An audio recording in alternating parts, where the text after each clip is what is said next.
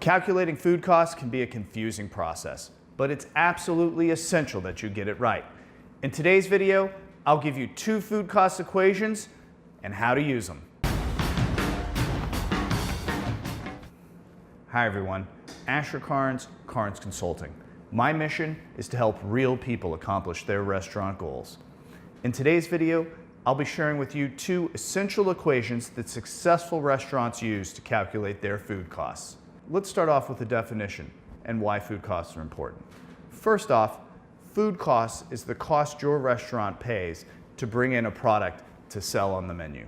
All right? For example, if you have a side of fries on your menu, what are you paying for that side of fries that then you're going to sell at a marked up price? All right? That's the cost, your food costs. All right?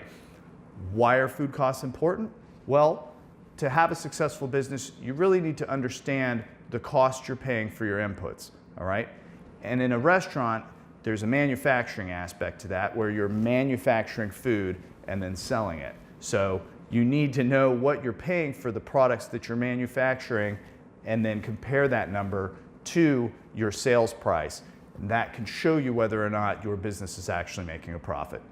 The first equation I'd like to talk about today is the ideal or theoretical food cost. All right? The ideal or theoretical food cost is a food cost that is sort of in a perfect environment. Basically, you're taking what you pay for this thing, all right, and comparing that to what you're selling it to. There's no other variables involved, just the 2 variables. So, using the example of a side of fries, we say, you know, we're bringing in a side of fries for X and we're selling it for Y, okay? Now, this equation is really useful when you're trying to price out a menu, all right? Because then you can see what each item costs, all right? That allows you to charge the proper price to make sure that your business is making money. As an example, let's say you have a cheeseburger on your menu, and that cheeseburger comes with a side of fries, all right? To break it down and make it more simple, let's say the cheeseburger has 4 components. You've got your bun, you've got your patty, you've got your cheese, and you've got your setup, which is the lettuce, tomato, and onion. Pickle, if you like pickles.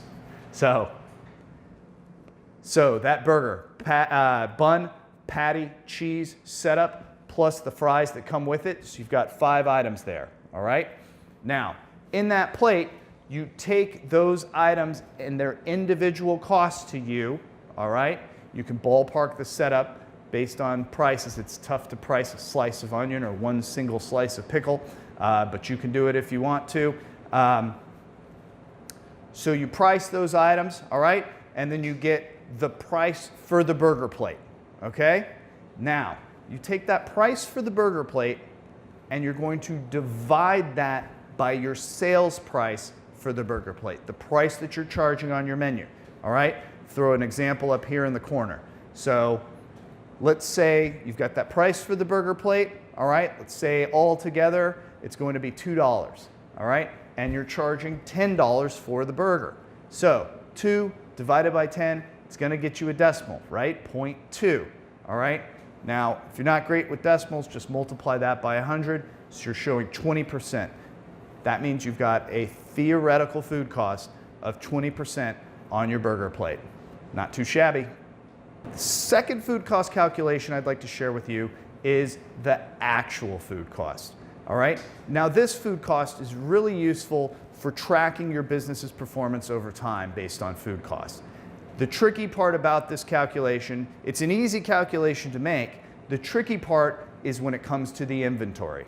All right? If you want to dive deeper into inventory, I'll put a card up here for an inventory video, a how-to inventory video that I have. It's really good, gets in depth about that concept.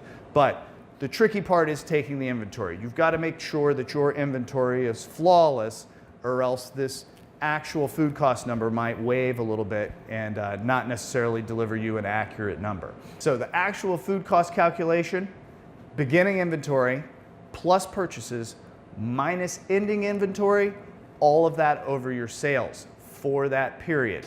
It's another important part. You're doing this within a period. I always recommend a month. I think that that's a great place to start because doing it more than monthly can be a little overwhelming for your management staff or for yourself if you're managing a place. So month-to-month food costs rolling is a nice way to see sort of the ebbs and flows of the business and keep track of things in a reasonable time.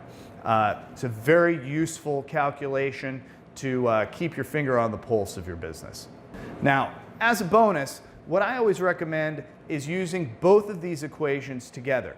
You want to use the theoretical food cost when you're pricing things out, deciding what to charge for stuff. Oh, you know, the customer wants a side of green olives. Okay, in my mind, what do I pay for green olives? I'm going to give them 2 ounces of green olives. I should charge them X, right? So keep that in mind when it comes to things. You can make a lot of money, sides of dressing, things like that when you're charging for them. Just make sure that you're keeping in mind what those actual costs are. Once you have those theoretical costs in mind and you're building out your menu, then you can start to roll through with an actual cost calculation on a month-to-month basis. When both of these calculations are put together, I think that your business is going to start making some serious money. So that's it. The two essential equations that successful restaurants use to calculate their food costs. So what do you think? Question of the day: how often is your restaurant going to calculate its food costs? Go ahead and leave your answer in the comments down below.